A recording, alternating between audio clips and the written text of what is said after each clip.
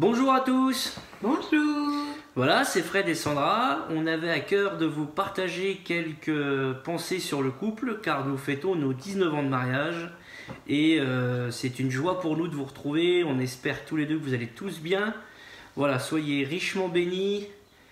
La première pensée que nous avions à cœur, c'est de vous inviter dans un premier point à mettre Dieu au centre du couple.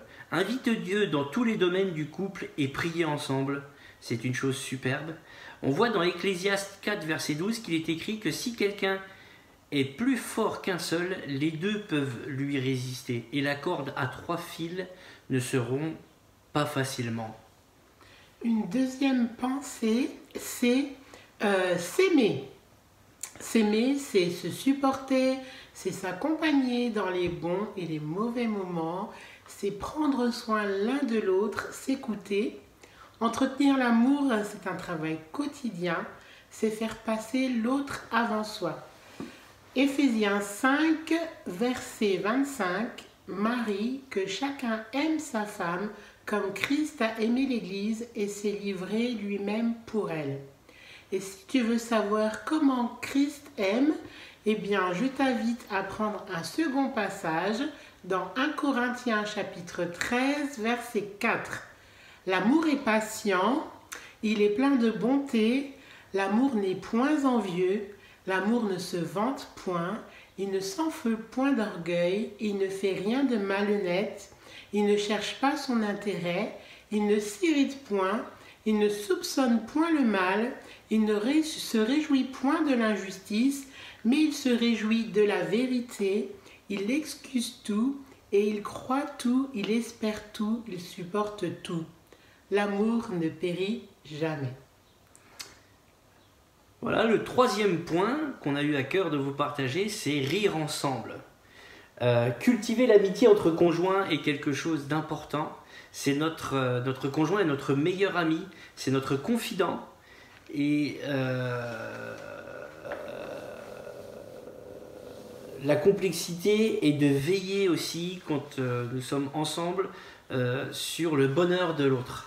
Voilà. Et il y a un verset qui accompagne ça, c'est dans Ecclésiaste 9, verset 9, qui dit « Jouis de la vie avec la femme que tu aimes pendant tous les jours de ta vie de vanité que Dieu t'a donnée sous le soleil. » Le quatrième point qui est très important, c'est le pardon.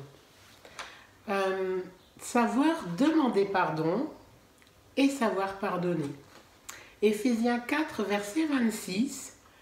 Si vous vous mettez en colère, ne péchez point, que le soleil ne se couche pas sur votre colère, et ne donnez pas accès au diable.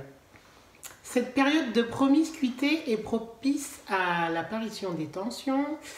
On est les uns sur les autres, les enfants sont constamment à la maison. Il peut y avoir des disputes et des mots qui vont parfois plus haut que d'autres. C'est pas grave, le plus important, c'est de mettre en pratique le pardon. Le partage, C'est toi. Alors, le cinquième point, c'est partager. Partager ses émotions et cela passe par la communication. Alors, pour ceux qui nous connaissent un peu, vous savez que ça, c'est notre credo. La communication dans le couple, c'est essentiel.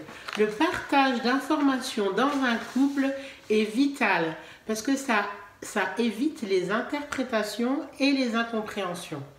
Éphésiens 4, verset 29 dit « Qu'il ne sorte de votre bouche aucune parole mauvaise, mais s'il y a lieu, quelques bonnes paroles qui servent à l'édification et communiquent une grâce à ceux qui l'entendent. » Alors ce verset, on a tendance à le prendre vraiment en général, mais il s'applique aussi au sein de votre couple. Voilà, le cercle de confiance, par exemple, est quelque chose de très important dans le couple, la confiance. La confiance mutuelle n'existe que si elle a une transparence dans le couple. Dans notre couple, à Sandra et moi, il n'y a aucun secret. Zéro. On se dit tout, même si c'est difficile, hein. Même si c'est dur à entendre, on se dit tout. Attention tout de même, la transparence n'est pas un permis pour blesser l'autre. C'est très essentiel. Lorsque c'est difficile, il faut demander au Saint-Esprit d'intervenir afin que l'autre soit prêt à recevoir les mots, les choses qu'on voudrait lui dire. Ça se prépare dans la prière. Avec Sandra, nous avons réfléchi sur 3 questions qui étaient importantes à vous laisser sur vos cœurs. La première question, est-il important pour vous d'avoir un jardin secret? Et pourquoi? La deuxième question, est-il important pour vous d'avoir... Excusez-moi, qu'est-ce qui fait que vous n'ayez pas confiance en l'autre, en votre conjoint? Excusez-moi. Et la troisième question, c'est, suis-je libre d'ouvrir mon cœur à mon conjoint? Des questions qui vraiment on vous invite à réfléchir sur ce sujet et peut-être à parler dans votre couple, à échanger ensemble, oui. Voilà. 1 Corinthiens nous dit que l'amour ne soupçonne pas le mal. Et Proverbe 31, versets 10 à 12 dit quelque chose de très beau. Il dit, qui peut trouver une femme vertueuse? Elle a bien plus de valeur que les perles, car son mari a confiance en elle, et les produits ne lui feront pas défaut. Elle lui fait du bien et non du mal tous les jours de sa vie. Voilà. Et on peut se demander, mais comment rétablir la confiance perdue? Oui, alors, le secret, c'est une réflexion propre qu'on a eue là très récemment, Sandra et moi. On appelle ça le contrat de confiance, donc à ne pas dupliquer sur des pubs que vous avez pu entendre. Je crois qu'il est nécessaire de voir qu'au travers de ce qu'on a pu vivre, on peut avoir de la trahison, et cette trahison peut nous déstabiliser. Mais le contrat de confiance, il existe en quatre petites réflexions rapides, c'est trahison, repentance, pardon et réparation. Donc quelles sont les possibilités d'une trahison? Ça peut être l'infidélité, ça peut être le mensonge, ça peut être une mauvaise gestion des finances, ou ça peut être des promesses non tenues, etc. Voilà, vous pouvez mettre des mots. Prenons un exemple. En 1, on va commencer par la trahison. Sandra a pris toutes les économies que l'on avait sur notre compte de côté et a décidé de les jouer au loto. Voilà. Donc l'argent est perdu, corps et bien, puisqu'elle a perdu au loto en plus. Et comme je suis disciple de Christ, en 2, il y a la repentance. Sandra prend ça à cœur et c'est demander pardon à Dieu sincèrement d'avoir mis cet argent aux frais de choses qui ne sont pas terribles, et ça peut avoir un impact. Le 3e point, c'est le pardon. Le pardon est hyper important aussi dans la manifestation du contrat de confiance. C'est demander pardon à son conjoint pour la trahison qu'il y a eu, pour ce qui a pu l'impacter dans son cœur, pour ce qui a pu être la souffrance qui a été causée en face chez le conjoint. C'est très important. Et en 4e, c'est la réparation. Et cette réparation, elle est importante et nécessaire pour retrouver la confiance dans le couple. La réparation, c'est simplement un contrat qui se crée entre le conjoint qui a blessé avec le conjoint qui a fait une faute, qui a été l'instigateur. Et ça peut être un contrat tout simple où, par exemple, là j'avais pris le cas de Sandra qui avait gaspillé l'argent, où je demanderais à Sandra, à partir de ce jour-là, sur un temps donné, sur une période donnée, pour retrouver cette confiance, par exemple dans la gestion des finances, de créer un contrat de confiance en quelques points. Par exemple, à partir d'aujourd'hui, tous les jours nous regarderons les finances ensemble. Si tu as des projets financiers, je te demanderai de m'en parler avant d'intervenir toute seule. Et en 3, oui, voilà, peut-être créer un petit contrat comme ça, pendant toute une période qui va nous permettre de regagner la confiance. Et la parole de Dieu nous parle dans Proverbe 28, verset 13, un verset qui est très parlant sur ce sujet, qui dit « Celui qui cache ses transgressions ne prospère point, mais celui qui les avoue et les délaisse obtient miséricorde. » Très important. Le contrat de confiance n'est pas une punition, c'est un processus qui permet de rétablir la relation dans le couple. Il est important de ne pas juger l'autre, de faire preuve de compassion et se soutenir mutuellement aussi dans la prière. Un septième point, c'est faire le deuil de la femme parfaite ou du prince charmant. On a tous eu dans notre inconscient un idéal féminin ou un idéal masculin avec une liste de ce qu'on aimerait avoir chez l'autre, telle ou telle qualité, tel ou tel principe de vie. Et certaines personnes gardent leur idéal utopique de l'être aimé et on se dit, il ou elle va changer pour devenir mon idéal rêvé. Mais finalement, en demeurant dans cet état, on va voir notre relation se dégrader parce que la personne ne change pas et pire, on n'arrive même pas à voir les qualités de la personne qui est en face de nous. Alors, comment faire son deuil? C'est commencer par cultiver la reconnaissance. Proverbe 18, verset 22 dit « Celui qui trouve une femme trouve le bonheur, c'est une grâce qu'il obtient de l'Éternel. » Et on peut aussi bien dire « Celle qui trouve un homme trouve le bonheur, c'est une grâce qu'elle obtient de l'Éternel. » Amen. Psaume verset 1 dit « Heureux l'homme qui ne marche pas selon le conseil des méchants, qui ne s'arrête pas sur la voie des pécheurs et qui ne s'assied pas en compagnie des moqueurs, mais qui trouve son plaisir dans la loi de l'Éternel et qui la médite jour et nuit. » Je vous propose un petit exercice. Écrivez une lettre à votre conjoint et dites-lui tout ce que vous appréciez chez lui. Toutes les qualités que vous voyez dans votre conjoint. Vous lui faites une lettre et voilà, lui dit « Je reconnais ça chez toi, je reconnais telle chose chez toi, je reconnais tel talent chez toi. » Et vous verrez, ça aura deux effets.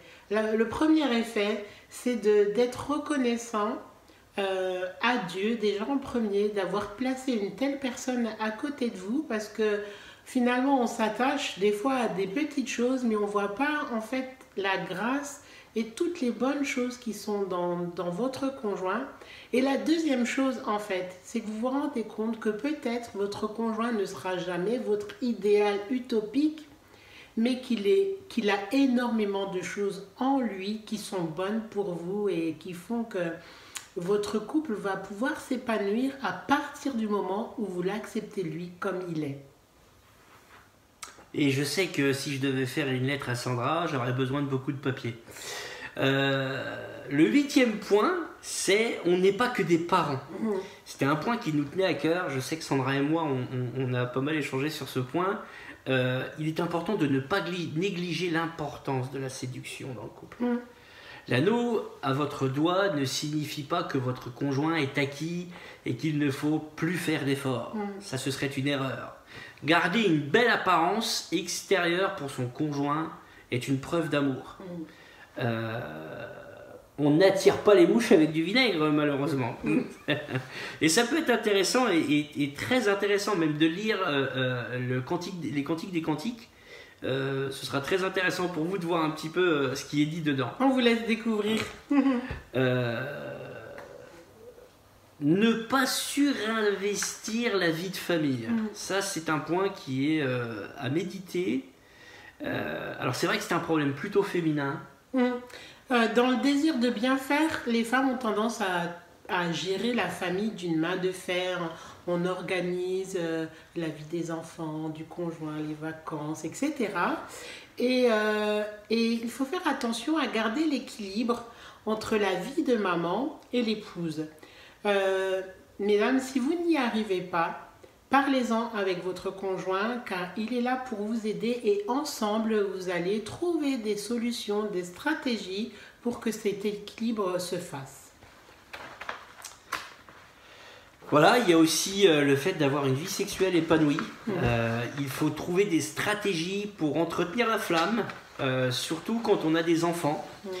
Ça a souvent tendance à nous accaparer la tête. Un verset important qui dans 1 Corinthiens 7 verset 15 nous dit « Ne vous privez point l'un de l'autre, si ce n'est d'un commun accord pour un temps. » Voilà. Être unis face aux enfants, ça c'est quelque chose aussi qui est très important. Les enfants peuvent parfois être une source de conflit dans le couple, hein, simplement parce qu'on a deux éducations différentes et ces deux éducations se retrouvent souvent en confrontation quand on a des enfants. Notre devise à Fred et à moi, c'est de chanter la même chanson. C'est-à-dire que devant notre fils, on se soutient. Si Fred dit quelque chose, je suis en appui derrière lui. Si je dis quelque chose, Fred est en appui derrière moi. Ça ne veut pas dire qu'on est toujours d'accord. Ça veut dire simplement que notre fils sait que quoi qu'il arrive, on est toujours d'accord et on chante toujours la même chanson. Après, lorsqu'il y a des désaccords, on en reparle à huis clos quand notre fils n'est plus là. Et des désaccords, il y en a des fois. Et dernièrement, j'aimerais partager cette expérience avec vous parce que vraiment c'est quelque chose qui nous a impacté. On n'était pas d'accord sur l'éducation de notre fils pour un point bien précis.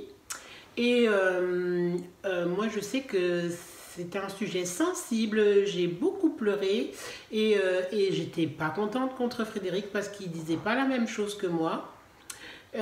Finalement, un jour je me suis retrouvée au travail et j'étais pas bien en fait parce qu'on venait de se disputer et j'étais tellement mal en fait que la conversation se soit terminée comme ça que je lui ai envoyé un texto pour lui demander pardon, pour lui dire voilà, on vit une situation pas facile en ce moment, il y a des tensions, on n'a pas la science infuse, on ne sait pas encore comment on va faire, mais heureusement qu'on peut compter sur le Seigneur. Mais en tout cas, ce qui est ressorti de cette épreuve qui depuis est passée, c'est que les enfants ne restent pas toujours à la maison. On a conscience qu'un jour ils partiront et que le plus important, c'est notre couple. Nos enfants, on est là pour les élever, les aimer, les éduquer, les conduire sur un chemin où ils vont pouvoir voilà, vivre une vie d'adulte épanoui, qui puisse aussi se tourner vers le Seigneur parce que nous sommes croyants et nous désirons vraiment transmettre, communiquer notre foi. Mais une fois que ce boulot sera fait, on va de nouveau se retrouver tous les deux. Et ce n'est pas notre fils qui va être un sujet de déséquilibre dans notre couple. Et ça, vraiment, on aimerait porter toute votre attention là-dessus. C'est que les enfants ne doivent pas être un sujet de conflit. En tout cas, si conflit il y a, il faut s'accorder pour trouver des solutions, mais en tout cas que ça ne déstabilise pas votre couple. C'est très important. Tout à fait. Chacun des partenaires doit pouvoir garder une vie sociale, c'est quelque chose d'essentiel. Avoir des loisirs qui ne soient pas directement associés au couple aussi. Grâce à ça, on évite la sensation d'étouffement des fois dans le couple. Le bon équilibre, nous croyons aujourd'hui, c'est d'avoir des projets communs, mais aussi des projets personnels. Et ces projets personnels doivent être accompagnés, bien sûr, et encouragés par son conjoint. C'est pour nous essentiel de pouvoir avoir une forme peut-être de liberté tout en sachant que l'autre nous fait confiance. C'est nécessaire. Voilà, nous vous avons apporté ces points qui sont pour nous des faire-valoir et des appuis dans notre façon de vivre le couple. En tout cas, c'est ce qu'on retient dans notre cœur des passages bibliques. Et je crois qu'on voulait, enfin en tout cas nous voulions, vous les partager avec beaucoup de bienveillance, surtout pas avec un côté il suffit de faire ça et ça ira, puisque chacun a sa propre histoire, mais on voulait vous laisser des versets et puis peut-être des moyens de pouvoir trouver des solutions ensemble. En tout cas, voilà, sentez-vous libre en commentaire de cette vidéo de peut-être mettre des choses qui vous ont touché, qui vous parlent plus particulièrement. Et s'il y a un point qui vous interpelle plus qu'un autre, vous pouvez tout à fait envoyer un message privé sur Messenger et puis on essaiera de vous répondre au mieux. On a un petit peu de temps devant nous en ce moment, donc on reste à votre écoute.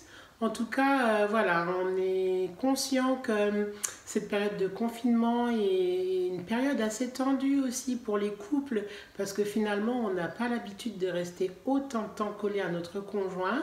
C'est un défi qui est devant nous, mais c'est un défi qu'on relèvera avec la grâce du Seigneur. Et puis, c'est peut-être l'occasion aussi en tout cas, nous, on le vit comme ça, de remplir notre réservoir d'amour, de s'édifier l'un l'autre, de vraiment partager des bons moments en famille. Et puis, voilà, que le Seigneur vous bénisse richement. Nous, on prie pour vous, on pense à vous, on vous aime.